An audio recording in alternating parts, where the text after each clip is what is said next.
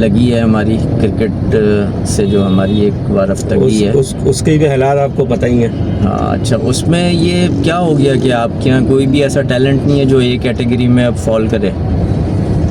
बड़ी शर्मिंदगी की बात नहीं है वैसे ये? अच्छा, थोड़ा सा कह भी सकते हैं और नहीं भी कह सकते कि हमने अपने आप को ना थोड़ा सा डाउन कर दिया। ऐसी बात नहीं है कि हमारे पास ए कैटेगरी के खिलाड़ी नहीं है, लेकिन हम किसी को ए कैटेगरी में शायद ये देखो, ये दो राय हो सकती है इसमें। बोर्ड की सख्ती भी हो सकती है कि भाई बहुत स्ट्रिक्ट है बोर्ड, ए जो है ना बड़ी मुश्किल से ए मिलेगा, ठीक है ना, बड़ी सख्त चेकिंग हो रही है कॉपी की, ठीक है ना, इस दफ़ा तो। और दूसरे ये भी हो सकता है, मतलब इस चेकिंग का ये भी मकसद हो सकता है कि भाई अपनी कारकर्दगी को बेहतर बनाओ।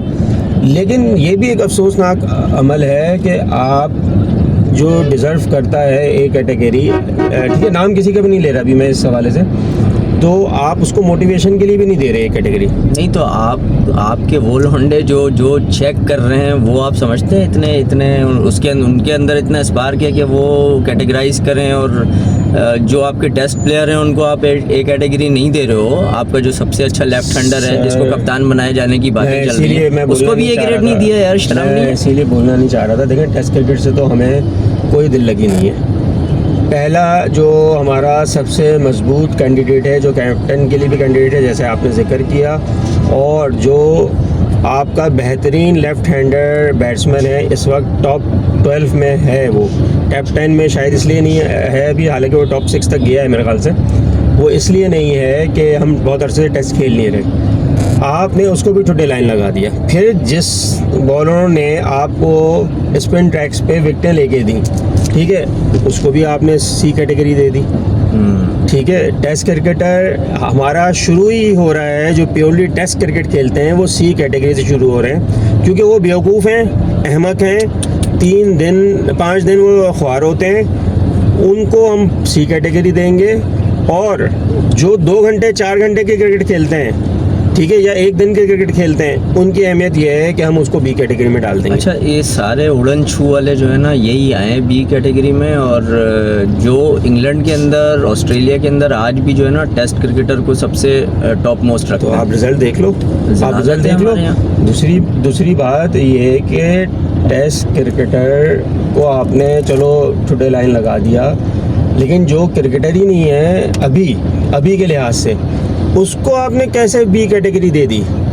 मतलब मैं एक मिसाल से आपको समझा रहा हूँ कि आप बड़े आप बाबर आजम के फ़ैन ना हो, लेकिन मैं बाबर आजम, रिजवान और शादाब कैसे बराबर हो सकते हैं? जबकि शादाब तो इतने अरसे से इंजर्ड एक ही कैटेगरी में, तीनों एक ही कैटेगरी में।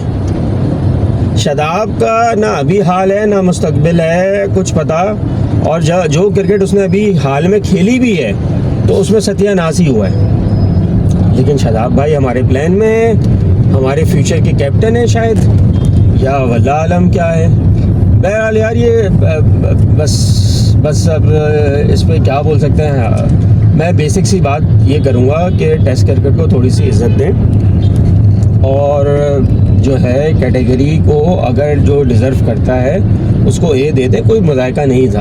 आप टेस्ट क्रिकेटर्स को अगर ए कैटेगरी देते तो उसमें कोई बुराई नहीं थी। मज़द, आप खुर्रम शहजाद की इतनी बातें कर रहे थे, तो आपने खुर्रम शहजाद को भी सी कैटेगरी में डाल दिया यार। सी में, डी में है या डी में है यार? ये मकसद कौन सा इंसाफ हो रहा है, कौन सा ये जजमेंट कर रहे हैं, किस तरह की? बता तो रहा हूँ। एक तरफ देखें आप शादाब, जो पिछले मैंने स्टेट्स शेयर किए थे, शायद 6 या 7 मैच खेले हैं, ठीक है, उसमें से 1-2 वनडे हैं, 3 वनडे हैं शायद, और ऐसे कुछ T20 हैं, और वो फिटनेस के मसाइल के शिकार रहे हैं। इस वक्त भी वो टीम में नहीं है, ना कहीं पार्ट है ना कहीं हिस्सेदार हैं, लेकिन उनको हमने ज़बरदस्ती वाइस कैप्टन बना के भेजा, और उन्होंने 2-4 इनिंग में परफॉर्म किया। वो भी इस तरह की परफॉर्मेंस कि उनकी बैटिंग एवरेज है 18 की और बॉलिंग एवरेज है 12 की, तो बॉलिंग एवरेज है 46 की, सॉरी, तकरीबन कमोबेश यही स्टैट्स हैं, ठीक है।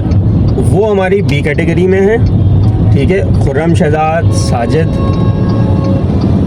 और नुमान अली, ठीक है, और क्या कहते हैं आप, सऊद शकील, ठीक है, और इस तरह से और भी कई लोग हैं जिनके नाम अभी मुझे याद नहीं आ रहे, 3-4 नाम हैं, वो सी कैटेगरी में, लेकिन शादाब को आपने बी कैटेगरी दी है क्योंकि वो शायद आपकी गुड बुक में। फिर मज़े की बात ये है कि जिनको ड्रॉप कर दिया गया उनको किन बेसिस पे ड्रॉप कर दिया गया, और जिनको सिलेक्ट किया गया एकदम से उनको किन बेसिस पे किया गया, ये भी नहीं समझ में आ रहा। मिसाल के तौर पे मैं आपको बताऊं तो जो इनको अचानक से ड्रॉप कर दिया गया वो है, उनमें सर फहरिस्त हैं कामरान गुलाम, ठीक है, उनमें जो हैं वो मीर हमज़ा हैं,